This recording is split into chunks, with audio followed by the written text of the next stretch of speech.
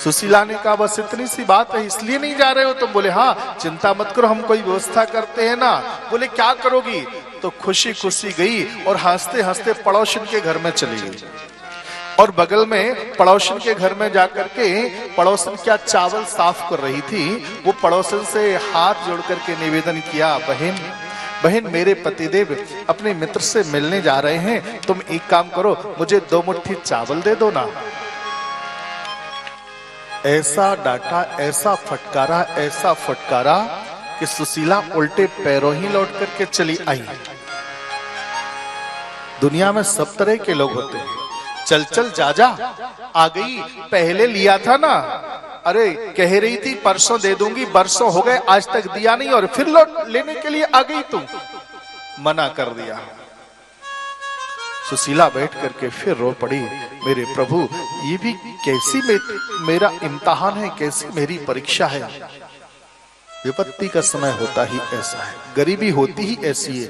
गरीबी में व्यक्ति को पता नहीं किस किस की सुनना पड़ती है, और पड़ोसी की तो बहुत ज्यादा सुनना पड़ती है। सबसे ज्यादा सुनना पड़ती है पड़ोसी की। इसलिए एक बात और बताऊं मैं, भगवान ना करे कभी कहीं कोई ऐसा समय आ जाए, और कहीं कोई आ जाए ना, तो पड़ोसी के घर मांगने कभी मत जाना। पड़ोसी को, दूसरी बात, अपने घर का जो दुख है, अपने घर का दुखड़ा रोने के लिए बगल वाले के घर में कभी मत जाना। और कहीं जाओगे तो पता क्या होगा, अगर कहीं अपने घर का दुख, अगर कहीं घर की बात तुमने पड़ोसी को बताई, वो तुम्हारा दुख तो दूर करेगा नहीं, तुम्हारे कष्ट को तो दूर करेगा नहीं, हाँ तुम्हारे जाने के बाद में तुम्हारा उपहास जरूर करेगा, तुम्हारी हंसी जरूर उड़ाएगा। इसलिए कभी मत जाओ। और एक बात और है कि दुनिया वालों के सामने अपने दुख को क्यों रोते हो?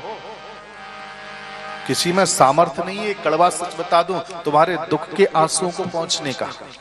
तुम्हारे दुख के आंसू को कोई नहीं पहुंचेगा, और रोना भी मत। अरे रो तो उसके सामने जो तुमको उठा के अपने गले से लगाए,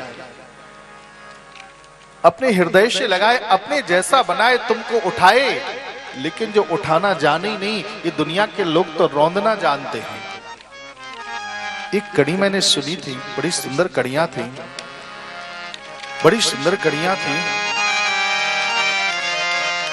कि इस दुनिया में कौन हमारे आंसू पोंछेगा, इस दुनिया में कौन हमारे आंसू पोंछेगा,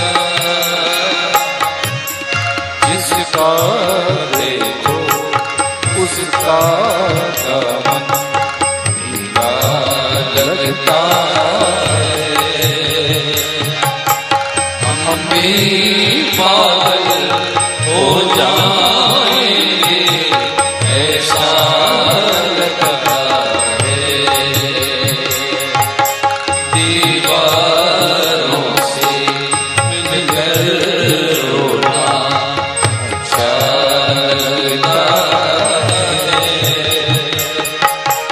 हम भी पागल हो जाएंगे ऐसा लगता है, ऐसा लगता है, ऐसा लगता है। इस दुनिया में कौन हमारे आंसू पोंछेगा, जिसका देखो उसका आंचल भींगा लगता है। अरे दुनिया वालों का तो हाल ये है, अपने आंसुओं को पोंछते पोंछते इनका रुमाल खुद गीला हो गया, और जिसका रुमाल खुद गीला हो वो उस गीले रुमाल से तुम्हारे आंसुओं को क्या पहुंचेगा। इसलिए कभी मत जाओ। हाँ, भगवान न करे कहीं कोई ऐसी बात आ जाए तो पहुंचना मेरे बिहारी जी के पास में, मेरे बिहारी जी की शरण में पहुंच जाना। और कहीं बिहारी जी की शरण में पहुंचने के बाद में कहीं तुमने अपने दुख के आंसुओं को गिरा दिया, तो मेरे बिहारी जी तुम्हारे दुख के आंसुओं को पहुंच देते हैं और वो सुख के आंसू भर देते हैं। दुनिया वालों के पास कभी मत जाओ और भगवान से एक निवेदन करो, मेरे प्रभु से कभी मत कहो, भगवान से कभी मांगो भी मत। कहीं मांगा तुमने तो घाटे में पड़ जाओगे, इसलिए भगवान से मांगना नहीं चाहिए। हाँ, अपनी परिस्थिति जरूर भगवान को सुना दो, जाकर के भगवान से निवेदन करो और मेरे प्रभु से अपनी परिस्थिति सुनाओ। कहीं किसी के पास में जाते ना तो कोई पूछता ना, सबसे पहले यही पूछता ना, कैसे हो?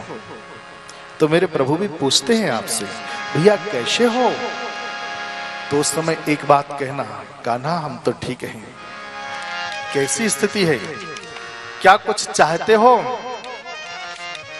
तो हाँ कन्हैया चाहते तो हैं, मांगना जरूर, लेकिन क्या मांगना? भगवान कहीं बोल उठे तुमसे कि तुम्हें क्या चाहिए, तो कान्हा से एक ही बात करें, कान्हा अगर की देना हो तो कि इतनी कृपा करना कान्हा, और कुछ नहीं चाहिए।